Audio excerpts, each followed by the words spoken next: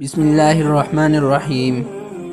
نبی کریم صلی اللہ علیہ وسلم نے فرمایا، ایک شخص راستے میں سفر کر رہا تھا کہ اسے پیاس لگی۔ پھر اسے راستے میں ایک کنواں ملا اور وہ اس کے اندر اتر گیا اور پانی پیا۔